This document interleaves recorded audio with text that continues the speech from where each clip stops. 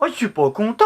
Il y a Gad Elmaleh qui fraude le fisc. Ouais, c'est Gad Elmaleh. C'est un ancien humoriste. Et maintenant, il est commercial pour les banques. Et Gad Elmaleh, ils ont retrouvé son nom dans une liste de 130 000 clients de la HSBC, qui aura détourné 180 milliards d'euros. C'est beaucoup, ça, quand même.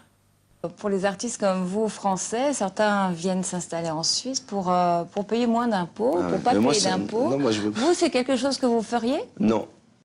Non. Bah, je comprends pas, Gad Elmaleh. T'as un compte ou t'as pas de compte? On n'arrive plus à suivre. T'es comme Cahuzac, tu t'en souviens plus?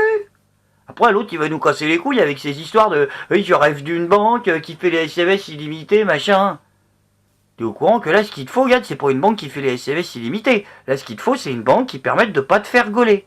Hein, c'est pas la même chose. Faut complètement revoir tes priorités. D'ailleurs, c'est quoi tes priorités? Nous allons continuer de prendre aux pauvres pour donner aux riches. En même temps, c'est rigolo. Gad Elmaleh qui fait de la pub pour les banques et qui fraude le fisc. C'est drôle, j'ai dit rigolo et Gad Elmaleh dans la même phrase. Ça faisait extrêmement longtemps que ça m'était pas arrivé. Ça. Je rêve d'une banque qui soit faite spécialement pour moi. Moi, Gad. Plus j'y comprends rien. C'est pour LCL qui faisait de la pub. C'était pas pour HSBC. Je veux dire, bon, après, avec la crise, je peux comprendre qu'il ait besoin de cumuler deux activités. Hein. Il peut très bien être commercial chez LCL et fraudeur au HSBC. En plus, ça a l'air super rigolo, la fraude fiscale. Alors moi, quand j'ai vu ça, là c'est un élément comique. Parce que j'imaginais tous les gars qui ont des comptes en Suisse qui le lendemain disent « J'ai vu la télé hier, je vais aller leur dire. » Vous n'avez pas de compte en Suisse. Pas de contentieux. Non, pas encore. Bon, après, je vais le défendre un petit peu, Gad Elmaleh. C'est vrai que dans l'affaire, il y a quand même beaucoup plus gros et beaucoup plus grave que lui. C'est pas Madoff. Ils ont retrouvé 80 000 euros sur son compte. C'est 80 000 euros. Moi, à la limite, Gad, quand il dit « Ouais, j'étais pas au courant que j'avais un compte en Suisse », moi, je veux bien le croire. Tu sais, franchement, 80 000 euros pour un mec comme ça, tu sais, c'est comme quand toi, tu reçois tous les ans une lettre, tu sais, d'un compte perdu de la banque postale, parce que t'as une vieille grand-mère qui a déposé de l'argent dessus, t'as 17,95 €, voilà, t'es pas au courant. Bon, c'est la même chose, hein, pour lui.